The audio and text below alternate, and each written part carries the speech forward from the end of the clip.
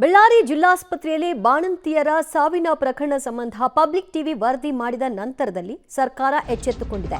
ಸಂಜೆ 4:30ಕ್ಕೆ ಗೃಹ ಕಚೇರಿ ಕೃಷ್ಣಾದಲ್ಲಿ ಸಿಎಂ ಮಹತ್ವದ ಸಭೆಯನ್ನು ಕರೆದಿದ್ದಾರೆ.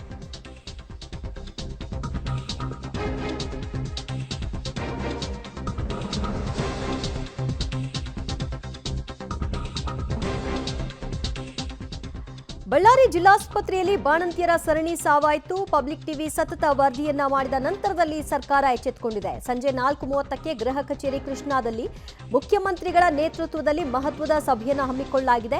ಬಾಣಂತಿಯರ ಸಾವಿಗೆ ಏನ್ ಕಾರಣ, ಏನ್ ಸಮಸ್ಯೆ ಆಗಿದೆ ಅನ್ನೋದರ ಬಗ್ಗೆ ಇಲ್ಲಿ ಚರ್ಚೆ ನಡೆಸಿ ಪರಿಶೀಲಿಸಲಾಗುತ್ತೆ. ಬಳ್ಳಾರಿ ಡಿಸಿ ಜಿಲ್ಲಾ ಸರ್ಜನ್ಗೂ ಕೂಡ ಸಿಎಂ ತುರ್ತು ಬುಲಾವನ್ನ ಕೊಟ್ಟಿದ್ದಾರೆ. ಆರೋಗ್ಯ ಸಚಿವ ದಿನೇಶ್ ಗುಂಡೂರಾವ್, ವೈದ್ಯಕೀಯ ಶಿಕ್ಷಣ ಸಚಿವ ಶರಣಪ್ರಕಾಶ್ ಪಾಟೀಲ್, ಬಳ್ಳಾರಿ ಉಸ್ತುವಾರಿ ಮಂತ್ರಿ ಜಮೀರ್ ಕೂಡ ಈ ಒಂದು ಸಭೆಯಲ್ಲಿ ಭಾಗಿಯಾಗಲಿದ್ದಾರೆ.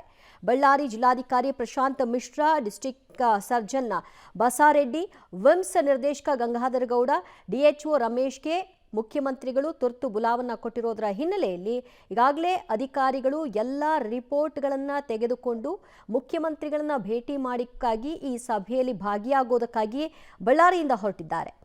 ಈ ಮೀಟಿಂಗ್ನ ನಂತರದಲ್ಲಿ ಏನು ಆಗಿದೆ ಅನ್ನೋದು ಗೊತ್ತಾಗುತ್ತೆ.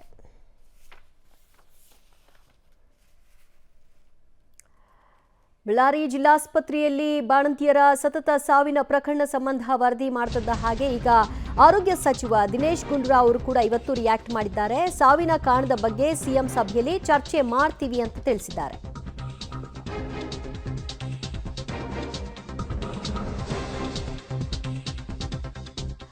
ಬಳ್ಳಾರಿ ಜಿಲ್ಲಾಸ್ಪತ್ರೆಯ ಬಾಣಂತಿಯರ ಸರಣಿ ಸಾವು ಪ್ರಕರಣ ಸಂಬಂಧ ಆರೋಗ್ಯ ಸಚಿವ ದಿನೇಶ್ ಗುಂಡೂರಾವ್ ಅವರು ರಿಯಾಕ್ಟ್ ಮಾಡಿದ್ದಾರೆ.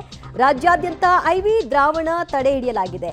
ಅನರೋಬಿಕ್ ಟೆಸ್ಟ್ಗೆ ಈಗಾಗಲೇ ಕಳಿಸಿದ್ದೀವಿ ಅಂತ ಕೂಡ ಸಚಿವರು ತಿಳಿಸಿದ್ದಾರೆ. ಪ್ರಕರಣವನ್ನು ಸರ್ಕಾರ ಗಂಭೀರವಾಗಿ ಪರಿಗಣಿಸಿದೆ. ಇದರಲ್ಲಿ ಯಾವುದೇ ಅನುಮಾನ ಬೇಡ. ತಪ್ಪಿತಸ್ಥರ ವಿರುದ್ಧ ಸ್ಥಳದಲ್ಲೇ ಕ್ರಮ ಆಗುತ್ತೆ ಅಂತ ಸಚಿವೆ ಲಕ್ಷ್ಮೀ ಹೆಬ್ಬಾಳ್ಕರ್ ಕೂಡ ತಿಳಿಸಿದ್ದಾರೆ. ಬಳ್ಳಾರಿ ಬಾಣಂತಿಯರ ಸರಣಿ ಸಾವಿನ ಬಗ್ಗೆ ಆರೋಗ್ಯ ಸಚಿವ ದಿನೇಶ್ ಗುಂಡೂರಾವ್ ಮತ್ತು ಸಚಿವೆ ಲಕ್ಷ್ಮೀ ಹೆಬ್ಬಾಳ್ಕರ್ ಇಬ್ಬರೂ ಕೂಡ ಪ್ರತಿಕ್ರಿಯೆಯನ್ನು ಕೊಟ್ಟಿದ್ದಾರೆ. ಯಾವುದೇ ಅನುಮಾನ ಬೇಡ, ತಪ್ಪಿತಸ್ಥರ ವಿರುದ್ಧ ಸ್ಪಾಟಲ್ಲೇ ನಾವು ಕ್ರಮ ತೆಗೆದುಕೊಳ್ತೀವಿ ಅಂತ ಲಕ್ಷ್ಮೀ ಹೆಬ್ಬಾಳ್ಕರ್ ಹೇಳಿದ್ದಾರೆ. ಮತ್ತು ಆ ದ್ರಾವಣ ಏನಿದೆ ಅದನ್ನು ಈಗಾಗಲೇ ಪರೀಕ್ಷೆಗಾಗಿ ಕಳಿಸಿಕೊಡಲಾಗಿದೆ ಅಂತ ಆರೋಗ್ಯ ಸಚಿವರು ತಿಳಿಸಿದ್ದಾರೆ. ಬಾಣಂತಿಯರ ಸಾವಾಗಿದೆ, ಯಾರು ಕೂಡ ಭೇಟಿ ಕೊಡಲಿಲ್ಲ. ಅಲ್ಲಿ ಉಸ್ತುವಾರಿ ಸಚಿವರು ಕೂಡ ಭೇಟಿ ಕೊಡಲಿಲ್ಲ, ನೀವು ಕೂಡ ಭೇಟಿ ಕೊಡ್ತಿಲ್ಲ. ಏನು ಮಾಡ್ತಾರೆ? ಇವತ್ತು ಸಾಯಂಕಾಲ 4 ಗಂಟೆಗೆ ಮಾನ್ಯ ಮುಖ್ಯಮಂತ್ರಿಗಳ ಅಧ್ಯಕ್ಷತೆಯಲ್ಲಿ ಆ ಥರದೇ ಚರ್ಚೆಗೋಸ್ಕರ ಇವತ್ತು ಸಾಯಂಕಾಲ ನಾವು ಮೀಟಿಂಗನ್ನು ಇಟ್ಕೊಂಡಿದ್ದೀವಿ. ನಾನು ಭೇಟಿ ಕೊಟ್ಟಿಲ್ಲ ಅಂತ ಹೇಳಲಿಕ್ಕೆ ಬರೋದಿಲ್ಲ. ನಾನಾಗಲಿ ದಿನೇಶ್ ಗುಂಡೂರಾವ್ ಆಗಲಿ ನಾವು ಸತತ ಸಂಪರ್ಕದಲ್ಲಿ ಇದ್ದೀವಿ. ನಾವೆಲ್ಲ ಮಾತಾಡಿದ್ದೀವಿ. ಇದನ್ನು ಹಗುರವಾಗಿ ಪರಿಗಣಿಸೋದು ಪ್ರಮೇಯನೇ ಇಲ್ಲ. ಸರ್ಕಾರಕ್ಕೆ ಜವಾಬ್ದಾರಿ ಇದೆ, ಅದೇ ರೀತಿ ನಮಗೂ ಕೂಡ ಜವಾಬ್ದಾರಿ ಇದೆ. ಔಷಧಿ ಅದು ಸೂಚನೆ ಇದ್ರೂ ಕೂಡ ಅದನ್ನು ಮತ್ತೆ ಯೂಸ್ ಮಾಡಿದ್ದಾರೆ, ಅದಕ್ಕೆ ಏನು ಹೇಳ್ತಾರೆ? ಅದಕ್ಕೆ ಏನಾದರೂ ಕ್ರಮ ಕೈಗೊಳ್ತಾರೆ? ಖಂಡಿತವಾಗ್ಲೂ ಇವತ್ತು ಮುಖ್ಯಮಂತ್ರಿಗಳ ಅಧ್ಯಕ್ಷತೆಯಲ್ಲಿನೇ ಮೀಟಿಂಗ್ ಆಗ್ತಾ ಇದೆ ಅಂತಂದರೆ ಯಾರ್ಯಾರು ತಪ್ಪಿತಸ್ಥರಿದ್ದಾರೆ ಸ್ಪಾಟ್ ಮೇಲೆ ಡಿಸಿಷನ್ ಆಗುತ್ತೆ. ಇವತ್ತು ಮುಖ್ಯಮಂತ್ರಿಗಳ ಅಧ್ಯಕ್ಷತೆಯಲ್ಲೇ ಈ ಒಂದು ಸಭೆಯನ್ನು ಹಮ್ಮಿಕೊಳ್ಳಲಾಗಿರೋದ್ರಿಂದ ಸರ್ಕಾರ ಈ ಪ್ರಕರಣವನ್ನು ಗಂಭೀರವಾಗಿ ತೆಗೆದುಕೊಂಡಿದೆ. ಅದರಲ್ಲಿ ಯಾವುದೇ ಅನುಮಾನ ಬೇಡ. ಯಾರೇ ತಪ್ಪಿತಸ್ಥರಿದ್ರೂ ಕೂಡ ಅವರ ವಿರುದ್ಧ ಕ್ರಮ ಆಗುತ್ತೆ. ಈಗಾಗಲೇ ಯಾವ ಕಾರಣದಿಂದಾಗಿ ಆಗಿದೆ ಅನ್ನೋದರ ಬಗ್ಗೆ ವರದಿ ಬರಬೇಕು. ಆ ವರದಿಯ ನಂತರದಲ್ಲಿ ಸ್ಪಷ್ಟತೆ ಸಿಗುತ್ತೆ. ಆದರೆ ಸದ್ಯಕ್ಕೆ ಈ ಇಡೀ ಇನ್ಸಿಡೆಂಟ್ ಒಂದೇ ದಿನ ಸಿಸೇರಿಯನ್ ಆಗಿರೋರ ಪೈಕಿ 5 ಹೇಗೆ ಮೃತಪಟ್ಟರು ಅನ್ನುವಂತಹ ವಿಚಾರಕ್ಕೆ ಸಂಬಂಧಪಟ್ಟ ಹಾಗೆ ಅಲ್ಲಿರುವ ವೈದ್ಯರಿಂದ ಎಲ್ಲ ರೀತಿಯ ಮಾಹಿತಿಯನ್ನು ತರಿಸಿಕೊಂಡು ಚರ್ಚೆ ನಡೆಸಲಾಗುತ್ತೆ ಅಂತ ತಿಳಿಸಿದ್ದಾರೆ. ಮತ್ತಷ್ಟು ಮಾಹಿತಿ ಪಡೆಯೋಣ ನಮ್ಮ ಪ್ರತಿನಿಧಿ ಶ್ರೀನಿವಾಸರಿಂದ. ಶ್ರೀನಿವಾಸ, ಬಳ್ಳಾರಿ ಆಸ್ಪತ್ರೆಯಲ್ಲಿ ಆದಂತಹ ಬಾಣಂತಿಯರ ಸಾವಿನ ಪ್ರಕರಣಕ್ಕೆ ಸಂಬಂಧಪಟ್ಟ ಹಾಗೆ ನಿರಂತರ ವರದಿಗಳಾದ ನಂತರ ಸರ್ಕಾರ ಎಚ್ಚೆತ್ತುಕೊಂಡಂತೆ ಕಾಣಿಸ್ತಾ ಇದೆ. ಮುಖ್ಯಮಂತ್ರಿಗಳ ನೇತೃತ್ವದಲ್ಲೇ ಸಭೆಯನ್ನು ಹಮ್ಮಿಕೊಳ್ಳಲಾಗಿದೆ. ಸಭೆಯಲ್ಲಿ ಯಾರೆಲ್ಲ ಭಾಗಿಯಾಗ್ತಾರೆ, ಸಭೆಯ ನಂತರದ ನಿರ್ಧಾರಗಳೇನಿರಬಹುದು ಅಂತ ನಿರೀಕ್ಷೆ ಮಾಡಬಹುದು?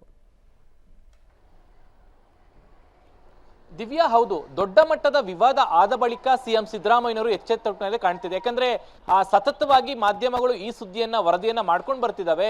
ಎಲ್ಲೂ ಕೂಡ ಸಿಎಂ ಅವರು ರಿಯಾಕ್ಷನ್ ಕೊಟ್ಟಿರಲಿಲ್ಲ. ಇವತ್ತು 4:30ಕ್ಕೆ ಗೃಹ ಕಚೇರಿ ಕೃಷ್ಣಾದಲ್ಲಿ ಸಿಎಂ ಸಿದ್ದರಾಮಯ್ಯನವರು ಸಭೆಯನ್ನ ಕರೆದಿದ್ದಾರೆ. ಪ್ರಮುಖವಾಗಿ ಬಳ್ಳಾರಿಯ ಉಸ್ತುವಾರಿ ಸಚಿವರು ಈ ಒಂದು ಸಭೆಯಲ್ಲಿ ಭಾಗಿಯಾಗ್ತಾರೆ. ಆರೋಗ್ಯ ಸಚಿವರು ಮತ್ತೆ ವೈದ್ಯಕೀಯ ಶಿಕ್ಷಣ ಸಚಿವರು ಕೂಡ ಈ ಒಂದು ಸಭೆಯಲ್ಲಿ ಇರ್ತಾರೆ. ಪ್ರಮುಖವಾಗಿ ಈ ಒಂದು ಬಾಣಂತಿಯರ ಸಾವಿಗೆ ಕಾರಣ ಏನು ಅನ್ನುವಂಥದ್ದನ್ನ ಇತ್ತೀಚೆಗೆ ದಿನೇಶ್ ಗುಂಡೂರಾವ್ ಮಾತಾಡ್ತಾ ವೈದ್ಯರ ನಿರ್ಲಕ್ಷ್ಯ ಏನಿಲ್ಲ, ಔಷಧಿಗಳ ವಿಚಾರವಾಗಿ ಒಂದಷ್ಟು ಅನುಮಾನವಿದೆ, ಅದನ್ನ ನಾವು ವರದಿಗೆ ಲ್ಯಾಬ್ಗೆ ಕಳಿಸಿದ್ದೀವಿ. ಅದರ ಒಂದು ವರದಿ ಬಂದ ಮೇಲೆ ಇದಕ್ಕೆ ಸ್ಪಷ್ಟವಾದಂತಹ ಕಾರಣ ಏನು ಅನ್ನುವಂಥದ್ದು ಗೊತ್ತಾಗುತ್ತೆ ಅನ್ನುವಂಥದ್ದನ್ನ ದಿನೇಶ್ ಗುಂಡೂರಾವ್ ಅವರು ಹೇಳಿದ್ರು. ಹೀಗಾಗಿ ಸರ್ಕಾರ ಕೂಡ ಈ ಒಂದು ವಿಚಾರವನ್ನ ಈಗ ಗಂಭೀರವಾಗಿ ಪರಿಗಣಿಸಿದೆ. ಆ ಹಿನ್ನೆಲೆಯಲ್ಲಿ ಸಿಎಂ ಅವರು ಸಭೆಯನ್ನ ಕರೆದಿದ್ದಾರೆ. ಬಹುಶಃ ಸಿಎಂ ಅವರ ಸಭೆಯಲ್ಲಿ ಔಷಧಿಯನ್ನು ಲ್ಯಾಬ್ಗೆ ಕಳಿಸಿದರೆ ಅದರ ಒಂದು ರಿಪೋರ್ಟ್ ಬರುವಂತ ಸಾಧ್ಯತೆ ಇದೆ. ಪ್ರಾಥಮಿಕ ಹಂತವಾಗಿ ಯಾರು ಇದರಲ್ಲಿ ಲೋಪವನ್ನು ಎಸಗಿದ್ದಾರೆ, ಆ ಒಂದು ಲೋಪ ಎಸಗಿರೋರ ಮೇಲೆ ಕ್ರಮವನ್ನು ತೆಗೆದುಕೊಳ್ಳುವಂತಹ ಸಾಧ್ಯತೆ ಇದೆ. ಇವತ್ತಿನ ಸಭೆಯಲ್ಲಿ ಆ ಚರ್ಚೆಯನ್ನ ಮಾಡ್ತಾರೆ. ಮತ್ತೆ ಇನ್ನು ಯಾವುದು ಬ್ಲಾಕ್ ಲಿಸ್ಟ್ ಆಗಿತ್ತು ಕಂಪನಿ, ಅದರ ಒಂದು ಆ ದ್ರಾವಣವನ್ನ ಬಳಕೆ ಮಾಡಿದ್ದಾರೆ ಅನ್ನುವಂತ ಆರೋಪ ಕೂಡ ಕೇಳಿ ಬರ್ತಿದ್ದಾವೆ. ಆ ಎಲ್ಲಾ ವಿಚಾರಲ್ಲೂ ಕೂಡ ಇವತ್ತಿನ ಸಭೆಯಲ್ಲಿ ಚರ್ಚೆ ಆಗುತ್ತೆ. ಅಂತಿಮವಾಗಿ ಸಭೆಯಲ್ಲಿ ಯಾವ ನಿರ್ಧಾರಗಳನ್ನ ತೆಗೆದುಕೊಳ್ತಾರೆ ಸಿಎಂ ಅನ್ನುವಂಥದ್ದನ್ನ ಕಾದ್ ನೋಡ್ಬೇಕು. ಆದ್ರೆ ಒಂದಂತೂ ಈ ಒಂದು ಈ ಬಾಣಂತಿಯರ ಸಾವಿಗೆ ಕಾರಣ ಆದಂತವರ ಮೇಲೆ ಕ್ರಮಗಳನ್ನು ತೆಗೆದುಕೊಳ್ಬೇಕು ಅನ್ನುವಂತ ಒತ್ತಡಗಳು ಹೆಚ್ಚಾಗಿ ಬಂದಿರೋದ್ರಿಂದ ಇವತ್ತಿನ ಸಭೆ ಬಳಿಕ ಆ ಒಂದು ಯಾರು ಈ ಕರ್ತವ್ಯ ಲೋಪವನ್ನು ಎಸಗಿದ್ದಾರೆ ಅವರ ಮೇಲೆ ಕ್ರಮ ತೆಗೆದುಕೊಳ್ಳುವಂತ ಸಾಧ್ಯತೆ ಇದೆ. ದಿವ್ಯಾ, ಥ್ಯಾಂಕ್ ಯು ಶ್ರೀನಿವಾಸ್ ನಿಮ್ಮೆಲ್ಲ ಮಾಹಿತಿಗೆ.